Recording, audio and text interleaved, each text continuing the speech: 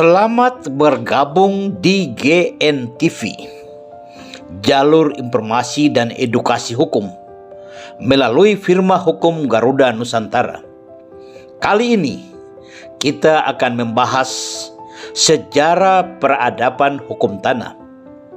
Tetapi sebelum kami lanjutkan ulasan ini, jangan lupa subscribe, like, dan komen konten-konten GNTV, biar kami akan tetap eksis untuk menyajikan materi hukum agar menambah pengetahuan dan wawasan sahabat GNTV.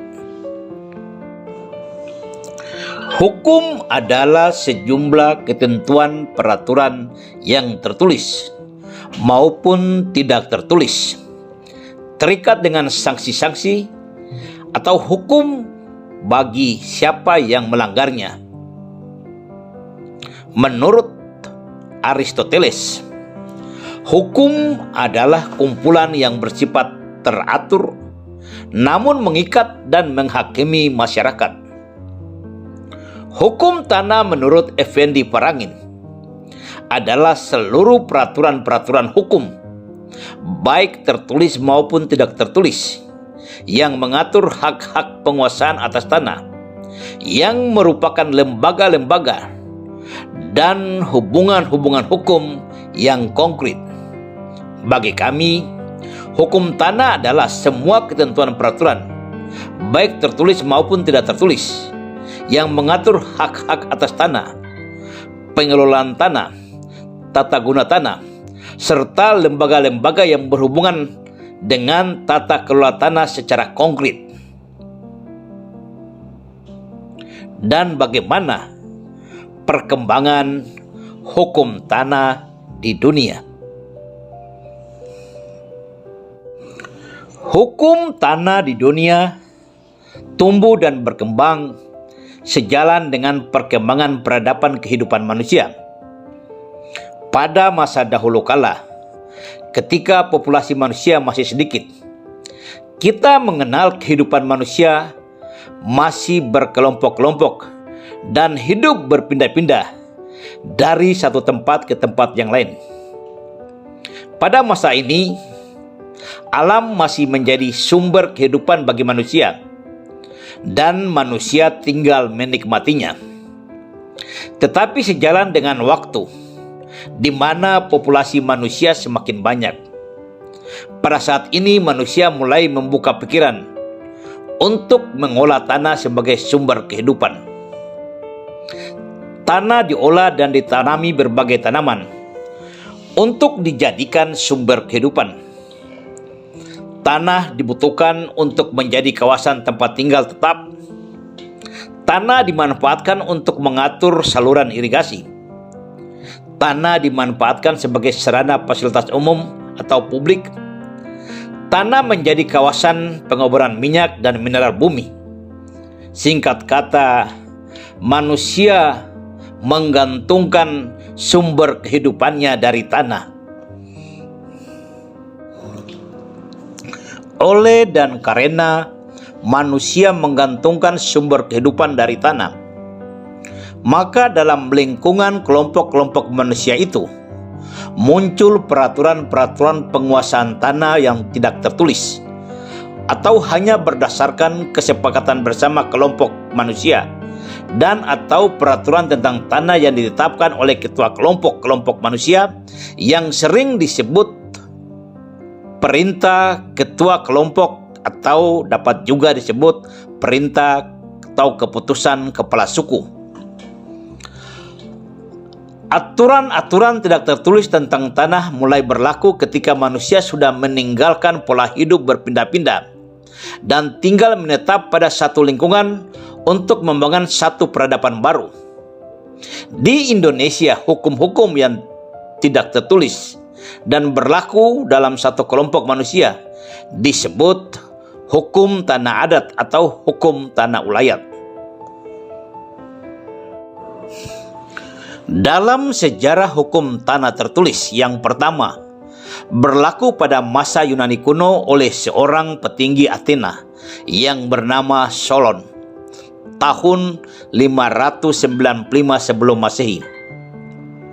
Hukum agraria tertulis dan sangat terkenal di Athena dengan nama Reformasi Solon, termasuk reformasi kepemilikan tanah dan penghapusan hutang serta penghapusan perbudakan. Reformasi kepemilikan tanah ini harus dijalankan Solon karena pada saat itu rakyat kecil tidak bisa menguasai tanah. Semua tanah dikuasai oleh kaum bangsawan dan kelompok oligarki. Untuk bercocok tanam, petani harus sewa tanah ke kaum bangsawan, dan jika hasil panen gagal akan menyisakan beban hutang yang harus ditanggung oleh kaum petani. Sedangkan bagi rakyat yang tidak memiliki modal untuk bercocok tanam akan menjadi budak atau buruh bangsawan. Dan dengan reformasi kepemilikan tanah yang dilakukan Solon, tanah dibagikan kepada rakyat dan semua hutang-hutang rakyat bagi tuan tanah dan kaum bangsawan dihapuskan. Selanjutnya, hukum tanah tertulis begitu berkembang di Eropa sampai ke Indonesia melalui penjajahan Eropa seperti Belanda, Inggris, Portugis, dan Spanyol. Apa yang terjadi di Athena Yunani lain lagi yang terjadi di Cina sebelum lahirnya Partai Komunis Cina, atau pada masa dinasti dan raja-raja. Semua hak atas tanah dikuasai oleh raja dari dinasti yang berkuasa serta kaum bangsawan. Kedudukan rakyat jelata sebagai buruh upahan yang bekerja untuk kepentingan raja dan kaum bangsawan. Dan hal ini telah berlangsung ribuan tahun. Cina baru mereformasi undang-undang pertanahannya sejak terbentuk Partai Komunis Cina, dan dilanjutkan dengan rekonstruksi konsolidasi kebijakan pertanahan Cina.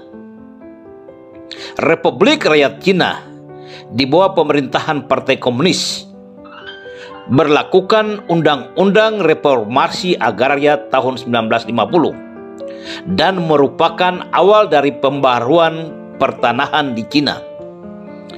Dengan kebijakan ini, properti dan tanah-tanah tuan tanah serta tanah kaum bangsawan dan para raja-raja dari beberapa dinasti disita atau diambil oleh negara dan dikembalikan untuk rakyat. Hal ini dilakukan untuk memenuhi janji-janji kepada petani, menghapuskan dan menghancurkan pembagian kasta dan kelas yang teridentifikasi sebagai feodal atau semi-feodal, tanah milik pengkhianat, kaum kapitalis birokrasi, khusus 4 keluarga besar. Di Indonesia berlaku hukum tanah yang tidak tertulis, dapat dilihat melalui hukum-hukum adat dan hukum tanah ulayat yang berlaku di masing-masing suku sejak zaman dahulu kala.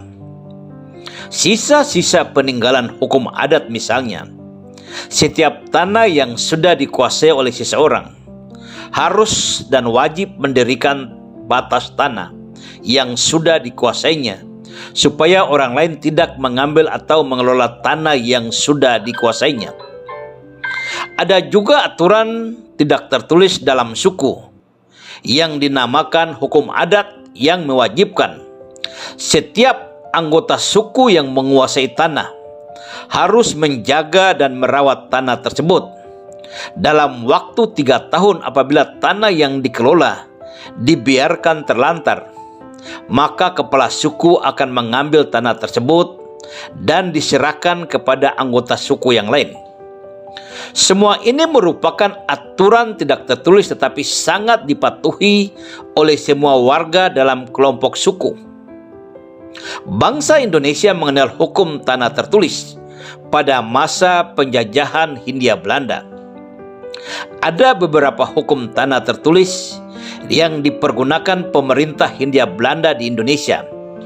Sayangnya, semua hukum Belanda itu selalu mengakomodir kepentingan pemerintah Hindia Belanda, dan perlahan-lahan tanah-tanah adat, tanah-tanah ulayat dirampas oleh pemerintah Hindia Belanda, sampai dengan pemerintah Hindia Belanda meminta rakyat menanam tanaman tertentu yang sering kita dengar praktek tanam paksa adalah bagian atau aturan Belanda untuk menguntungkan perdagangan VOC. Salah satu hukum tanah Belanda yang cukup terkenal pada masanya ialah Agraris Wet atau Undang-Undang 1870 atau Agraris Besluit 1870. Undang-undang ini juga merupakan undang-undang swastanisasi perkebunan, di mana pemerintah Hindia Belanda memberikan kesempatan seluas-luasnya kepada perusahaan swasta untuk melakukan sewa tanah langsung kepada petani. Bahwa dengan Undang-Undang 1870 yang dijalankan utusan pemerintah Hindia Belanda di Indonesia, Engelbertus de Waal ini, pada prinsipnya merupakan upaya pemerintah Hindia Belanda untuk melindungi tanah rakyat dari monopoli swasta. Tetapi ada kebijakan pemerintah Hindia Belanda lain yang dinamakan Domeinverklaring.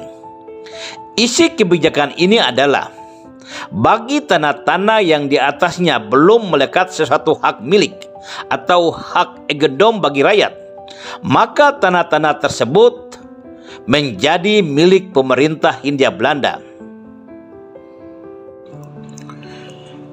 Dengan ketentuan ini, hampir semua tanah rakyat dirampas oleh pemerintah Hindia Belanda.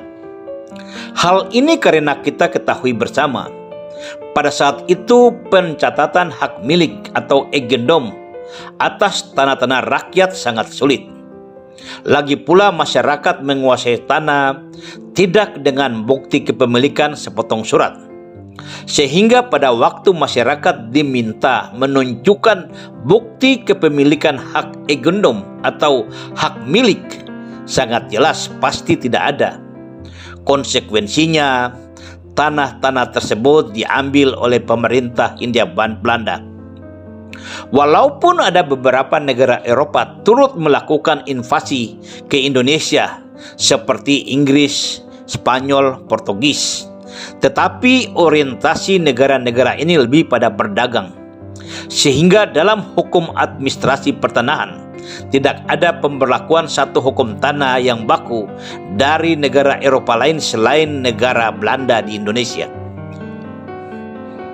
Sebelum berlakunya Undang-Undang Pokok Agraria sebagai landasan hukum tertulis administrasi pertanahan di Indonesia, karena Indonesia terdiri dari ratusan suku bangsa, sehingga tiap-tiap suku telah mempraktekkan berbagai tradisi dan kebiasaan di dalam golongan suku masing-masing dalam hal pembagian dan pengelolaan tanah di lingkungannya. Praktek-praktek ini dijalankan dengan tujuan menjaga pihak luar dari golongan mereka merebut tanah mereka dan sekaligus mencegah terjadinya keributan antara sesama di lingkungan mereka karena tanah. Menjalankan kebiasaan-kebiasaan atau tradisi tentang tata kelola tanah dalam satu golongan atau suku dapat juga disebut hukum adat. Secara umum, hukum adat menurut beberapa sumber dapat diartikan serangkaian aturan yang mengikat pada satu masyarakat yang tidak tertulis dan bersumber dari kebiasaan-kebiasaan yang tumbuh dan berkembang pada satu masyarakat tertentu, kemudian diterima sebagai hukum secara turun-temurun. Dari hukum adat ini, maka timbul tanah ulayat.